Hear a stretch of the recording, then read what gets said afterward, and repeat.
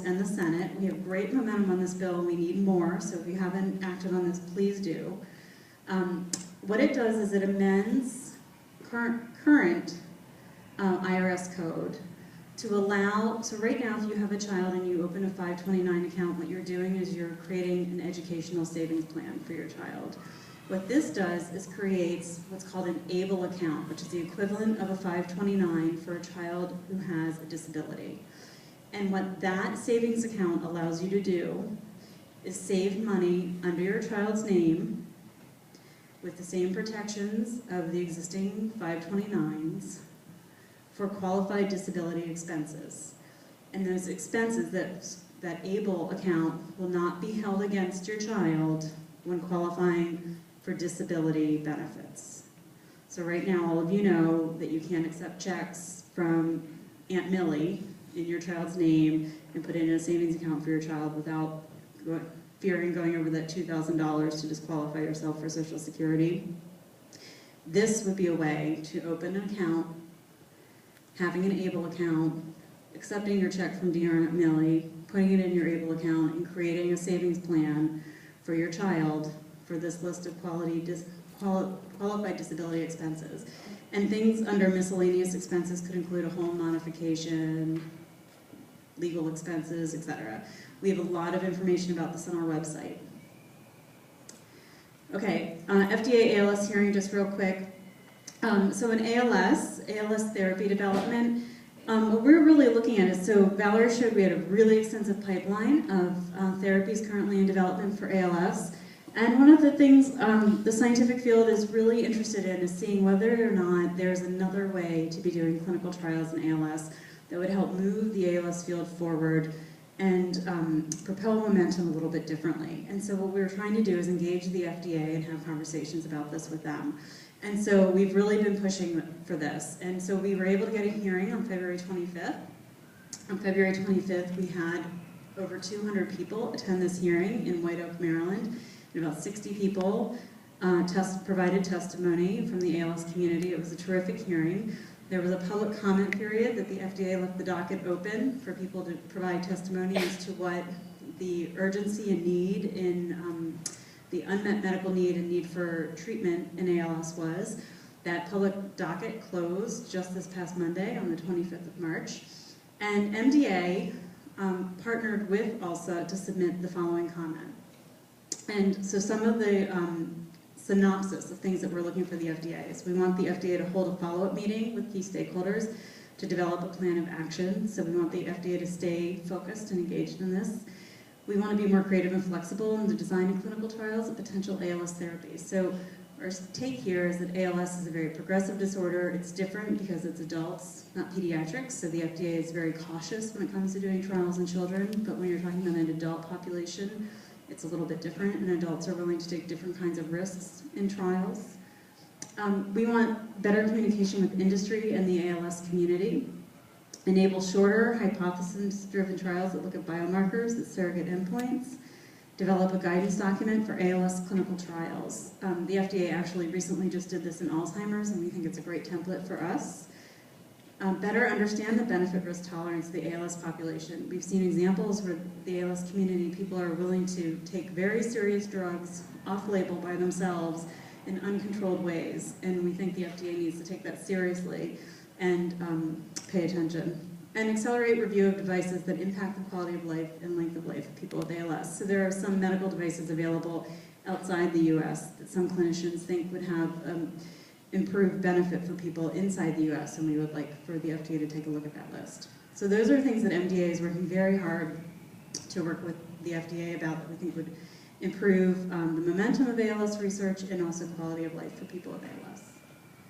So the MDA flyout. So how can you help us? Well, first of all, this is all about you. So everything that's in this policy has come from what we're hearing from families is needed. Secondly, you need to help us reach out. So we send alerts. You can go online, you can put in your zip code and reach out to your elected officials and let them know that you care about these bills and you want them to co-sponsor the ABLE Act and the MD Care Act. Then whenever we put out a call, so the FDA call for comment, it matters that you write in and put in a comment. we had, when that comment period closed and we had over 700 people submit comments, the FDA is going to read and weigh every single one of those comments. That matters to policymakers. And it wouldn't matter if MDA put in a comment if 700 other people didn't. So it makes a huge difference, and we are so grateful that people are responding. And then we need to hear from you. So if something's happening and it's affecting you, we need to know, so it gets put on our policy agenda. And we can't necessarily fix it overnight, but we can start to work on it. And there may already be a solution, and we can point you to that. And then the MDA flyout. So what we do, instead of having people all have to come into Washington and pay the expense to come into Washington all together at one time, is because we do have representatives in all congressional districts. We organize meetings with your elected officials here in your market. And so during the month of August, we'll be doing that here, and we'll be asking for some of you to consider going and meeting with your federal elected officials, so members of the House of Representatives, and then Senators Franken and Klobuchar, and some of our sponsors and clinicians and MDA team members, and go and tell them what matters to you. And then, specifically, what bills we're working on that you'd like for them to co-sponsor. And then a big love fest to Amy Klobuchar for sponsoring the MD Care Act and letting her know why that matters to you. And so we hope that some of you will join us, and we've had some very successful flyouts here in Minnesota. Okay, so then I'm just going to whip through this. So our transitions program. MDA's transitions program is about the fact that we now have hundreds and hundreds and hundreds and hundreds of men and women in their 30s, 40s, and beyond living with what used to be considered pediatric onset diseases. And we now need to have resources available to support autonomy and independent living, and allow people to live outside of mom and dad's home. And so this is one of my favorite quotes from a friend of mine named Vance, who said, "We are the population that was hoped for, and now we're here." And the term transitional freedom actually came from Governor Ehrlich attended a summit that we had about this, and he coined the term. We really like it. And so I'm going to flash through some of the stats. So MDA started the transitions program a little over 2 years ago, and so this is what we've really done since then. This is not a foreign concept here in Minnesota. You have one of the greatest transition program actually here in the US. You have Lifetime, which you have a transitions clinic. You have very invested clinical teams who are very invested in transitions, and a lot of social programs here in Minnesota also. But there are a lot of resources that we have that can support those programs, and we actually work a lot with the teams here. I've been out here a couple times to learn from the team here and vice versa. But here are some of the ways that you can be engaged. We have an online transition center. I'll show you a glimpse of that. We have a transitions webinar series. All of those webinars are archived, so at any time you can go on those webinars and see what resources are there. We have a national survey. We would love for, if you haven't taken that survey, please do, and you're between the ages of 18 and 40, please do go take that survey. We have a transitional services task force that's helped to inform a lot of these projects. We have the Roadmap to Independence, which is this guide here over on the right. It's done People magazine style, so on one side it's for young people, and on the other side it's for their parent or guardian, and they're open-ended questions that are intended to help facilitate dialogue in the clinical setting. Parallel transition. So we have a team of interns who work in the advocacy office with me, and a number of them are siblings of young adults with neuromuscular diseases who talk a lot about the parallel transition of siblings who are also transitioning at the same time. And we incorporated a lot of the needs and questions and concerns of the siblings into our transitions effort, and you'll see that in our transition center. I put summer camp in here. I'm sure most of you in this room have been to summer camp in some capacity. I think summer camp is the first place that MDA actually introduces transitions into our community. I told you that I've been to camp's a big part of my life, and a lot of my friends who were campers talk about that camp was the first time that they were away from mom and dad and learned how to direct their own care, and where the seeds of independence were actually first planted.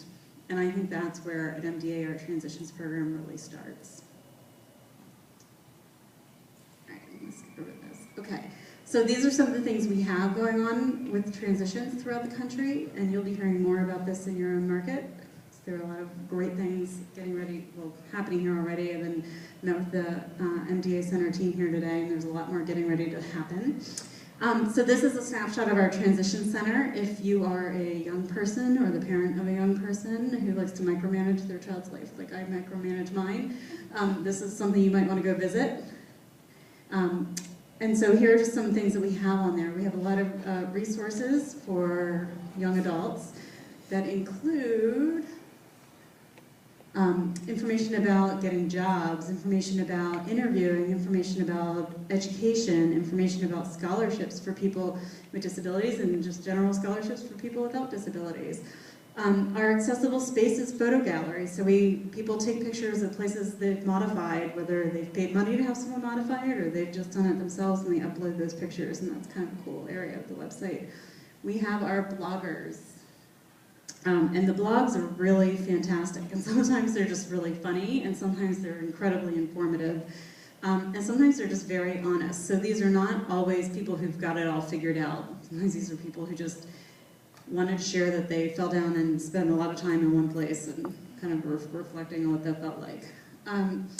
This is a snapshot of some of the webinars that we've had, from genetic counseling to That's How We Roll, independent living with a neuromuscular disease, to ramping up for the workplace, so how to talk about having a disability during a job interview, what your rights, responsibilities are, and just some good tips. And then we have a wiki, a collaborative wiki, so expert tips from other people's neuromuscular diseases. And then we have a lot of resources, so how-tos, we call it the secret sauce, so people who figured out how to figure out keys to benefits, etc. Okay, so then policy is a big part of our transitions program. The fact remains that there are a lot of broken pieces of this system, and that our system is built for dependence on the system, not independence from the system, for young adults living with neuromuscular diseases or young adults with mobility issues. And so MDA is working very hard on repairing this broken system. And so we've had 2 federal meetings in the last 18 months. One was in September of 2011, the other was in November of 2012, where we have engaged about 13 federal agencies that are charged with caring for adults and young people, period. From the Department of Education to Department of Labor to HRSA to CMS, Centers for Medicaid, Medicare, to the Social Security Administration, to talk about what are we going to do about this system? Why is it that people who have graduate degrees are forced to volunteer for a living for fear that they'll lose the benefits that allow them to be independent? And so these are major policy issues, and you can read more about what we're doing on our website and watch for more alerts as the policy work is coming. We're right now putting together a national coalition of groups to work on this. There's a federal coalition of federal agencies that we are collaborating with, and we're also working with the National Governors Association on some of the state-based issues. So you'll be seeing more about this. And these are some of the main issues that we're looking at. But again, please take the survey, because your experiences are helping inform this. And these are some of the folks who are involved. And actually, this picture makes me think, so the woman on the far left is Angela Rigglesworth, who's the head of the Miss Wheelchair Texas Foundation. And I'm actually very proud and excited that next week I'll be going down to the Miss Wheelchair Texas competition and serving as a judge there. But Miss Wheelchair Minnesota is here, and there are a lot of ways to get involved in advocacy. And so Jen Onsom has certainly found her platform and is doing a lot of great work in this space. And the Miss Wheelchair foundations and are really, and Miss Wheelchair America will be in Texas this summer, won't it? And you will be competing there also, right? Okay. They're a great way to really find your voice and be a strong advocate for people with disabilities. So that's another great way for people who are women or have daughters at home. It's another program. So then the last thing I'm going to say is that, again, our community is shaped by input from our community, but our transitions program is shaped by young adults with neuromuscular disease. And so we do have an internship program in Washington. These were our interns last summer. Everybody in that picture either has a neuromuscular disease or has a sibling or a parent with one. and that's who has built our transitions program. So while I think I'm young and hip, I'm not. And when I say those words, people tell me because I use the words young and hip, I'm not. And so that's this picture are the people who helped build the program last summer, but every summer we have a new crew who helps come in and inform the program. So there are lots of ways to get involved, and people say it's an impossible mission, but it's not. See no cells, but I did put a mouse in there. All right. All right, so I think that's it for the formal program, and Valerie's going to come back up for Q&A, right?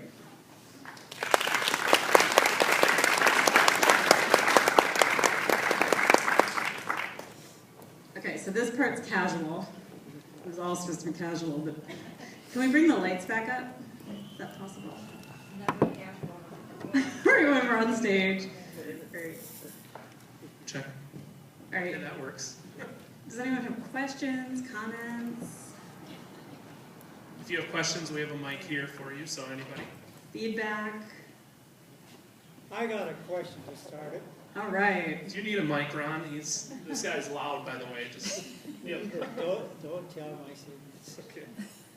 My question for you has to go back a little bit about connecting, et cetera. You indicated on the map there you had various research clinics connected. Here in Minnesota, I think in the past we had 3 locations of MDA clinics. I think we're just down to the metro area.